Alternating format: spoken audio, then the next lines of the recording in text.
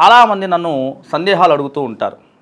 ఆ సందేహాల్లో ఎక్కువగా జరిగినటువంటి సందేహాల్లో ఈ సందేహాన్ని నివృత్తి చేయడం కోసంగా మీ ముందుంచుతున్నాను.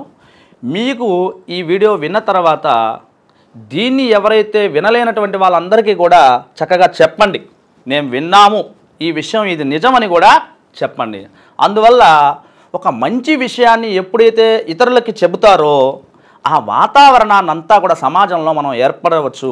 తర్వాత ఒక మంచి సందేహాన్ని కూడా నివృత్తి చేసుకోగలిగేటువంటి అవకాశం కూడా ఇతరులకు కూడా మీరు ఇచ్చినటువంటి వాళ్ళు అవుతారు. ఇంతకీ ఆ సందేహం ఏమిటయ్యా అంటే, చాలామంది కూడా ఇల్లు పూర్తి కాకుండానే గృహప్రవేశాలు చేస్తున్నారు, చేయవచ్చా అని కూడా ఒకరు నన్ను ప్రశ్న వేశారు. అయితే దానికి శాస్త్రంలో ఏం చెప్పబడిందయ్యా అనంటే, ఇక్కడ నేను పదే పదే శాస్త్రము అనేటువంటి పదం ఎందుకు వాడుతున్నాననేది కూడా ఒక మాటలో చెప్తాను. ఏదైనా వేదానికి అతీతముగా లేదు, వేదము నుండే అన్నీ ఉద్భవం చెందాయి. జ్యోతిష్యం కావచ్చు, ముహూర్తం కావచ్చు, పురాణాలు కావచ్చు, అన్నీ ఎక్కడి నుండి ఉద్భవం చెందాయి? కేవలం వేదము నుండే ఉద్భవం చెందాయి.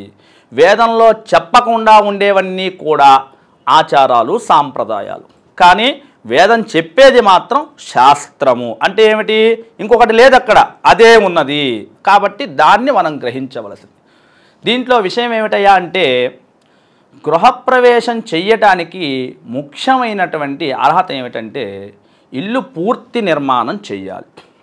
ఇల్లు పూర్తి నిర్మాణం చెయ్యకుండా ముహూర్తాలు లేవని, మా నాన్నగారికి ఆరోగ్యం బాగోలేదని, లేకపోతే అద్దె ఇంటి వాళ్ళకి ఎక్కువగా అద్దె కట్టుకోవాలి, తొందరగా చేరేస్తే సరిపోతుంది కదా, మిగిలిన పనులన్నీ కూడా మనం ఆ గృహంలో చేరిన తర్వాత ఒకటి అరా చేసుకోవచ్చు కదా అని చెప్పేసి అనేకమైనటువంటి అపోహలన్నీ కూడా సమాజంలో నడుస్తూ ఉన్నాయి.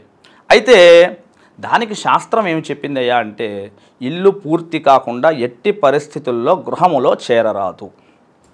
ఎందుకు చెప్పింది ఆ మాట అంటే, ఇల్లు కట్టేటప్పుడు అనేకమైనటువంటి దోషములతో ఇల్లు కడతాం. అదేమిటండి, శంకుస్థాపన చేసేటప్పుడు మనం చక్కగా పూజారంభం చేశాం కదా, మనకేంటి మరి దోషం అంటామేమో, కానీ మీకు తెలియనటువంటి దోషాలు చాలా ఉంటాయి. ఏమిటయ్యా అంటే, ఆ శంకుస్థాపన ఎందుకు చేశాము? ఇల్లు నిర్మాణం ఎటువంటి ఆటంకములు రాకుండా ఉండడానికి, మనకు ఎలాగైతే అనుకున్నామో ఆ విధంగా ఇల్లు నిర్మాణం చేపట్టడానికి దేవతల యొక్క అనుగ్రహాన్ని పొంది ఒక శుభ ముహూర్తమును చూసుకొని శంకుస్థాపన చేస్తాం. అయితే ఇల్లు కట్టేటప్పుడు ఆ కూలి వాళ్ళు వచ్చేటప్పుడు వాళ్ళకి అంటు ఉండవచ్చు, పురుడు ఉండవచ్చు, శుచిగా ఉండకపోవచ్చు. అట్లానే ఇంట్లో వాస్తు దోషములతో ఇల్లు కట్టవచ్చు. తర్వాత అనేకమైనటువంటి దోషముల వల్ల ఇల్లు కట్టడం వలన దానికి గృహప్రవేశాలకి ఇల్లు పూర్తి కాకుండా కానీ చేరితే ఆ దోషములతోనే మీరు కూడా జీవనం చేయాల్సి వస్తుంది. ఎందుకు చెయ్యాలి అంటే, ఇల్లు పూర్తి కాకుండా చేసేటువంటి గృహంలో ఎవరుంటారు? ఇది ప్రశ్న వేసుకోవాలి. రాక్షసులు నివాసం ఉంటారు. ఎవరుంటారు? రాక్షసులు. ఎందుకు ఉంటారయ్యా అంటే, వాళ్ళు అకాల మరణం చేత ఎవరైతే మరణించబడ్డారో వాళ్ళు ప్రేతములుగా తిరుగుతూ ఉంటారు.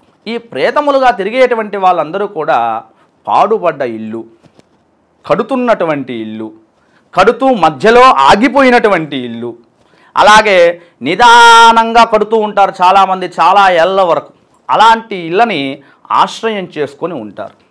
కాబట్టి ఈ వాస్తు దోషాలు, ఇలాంటి రాక్షస సంహారమైనటువంటి దోషాలన్నీ ఎప్పుడు పోతాయి అనంటే, మంచిగా ఆ ఇంటి పనులన్నీ పూర్తయిపోయిన తర్వాత ఒక పురోహితుడి దగ్గరికి వెళ్ళి, అయ్యా మా పేరు మీద మంచి లగ్నం చూడండి, మేము గృహప్రవేశం చేయాలి అన్నప్పుడు వారు మీ యొక్క జన్మ నక్షత్రాన్ని, నామ నక్షత్రాన్నో అనుసరించి మంచి శుభ ముహూర్తము చూసి మిమ్మల్ని ఆ శుభ ముహూర్త కాలంలో గృహప్రవేశం చేయిస్తారు.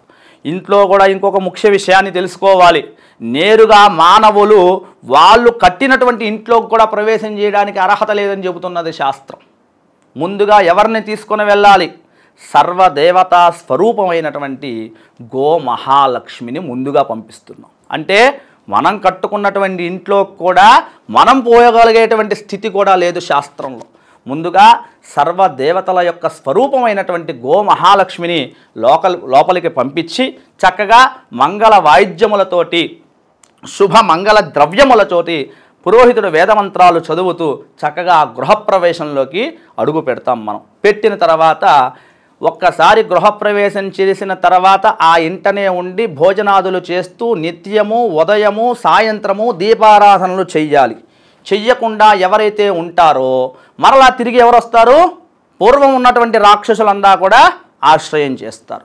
కాబట్టి ఇల్లు పూర్తి కాకుండా ఎట్టి పరిస్థితుల్లో కూడా గృహప్రవేశములు చేయరాదు. అలా చేసిన తర్వాత ఎవరైతే చేస్తారో ఒకవేళ నిత్య దీపారాధనలు చేయకుండా ఆ గృహంలో ఎవరైతే నివాసం చేస్తారో వాళ్ళందరికీ కూడా రోగభూయిష్టం కలుగుతుంది. రోగాలు వస్తూ ఉంటాయి, తరచు కష్టాలు సంభవిస్తూ ఉంటాయి, ఆ ఇంట్లో దొంగలు పడుతూ ఉంటారు, ఇటువంటి అనేకమైనటువంటి బాధలు కూడా పడుతూ ఉంటారు. కాబట్టి ఇవన్నీ కూడా పూర్తయిన తర్వాత మాత్రమే మంచి శుభముహూర్తం చూసుకొని ఆ ఇంట ఏ పని ఉండకూడదు. ఒకవేళ పని అంటూ కూడా ఉంటే ఏదన్నా రంగులు వేసుకోవడమో పెయింట్లు వేసుకోవడము అంతవరకే ఉండాలి తప్ప ఇక మళ్ళా తవ్వడాలు పగలగొట్టడాలు ఇలాంటివి కూడా చెయ్యరాదు. కాబట్టి ఈ విషయాన్ని తెలుసుకొని చక్కగా ఇల్లంతా నిర్మాణం పూర్తయిన తర్వాతే గృహప్రవేశం చేయండి. ఆ ఇంట మీరందరూ కూడా సుఖ సంపదలన్నింటినీ కూడా పొందండి. శుభం భూయాత్.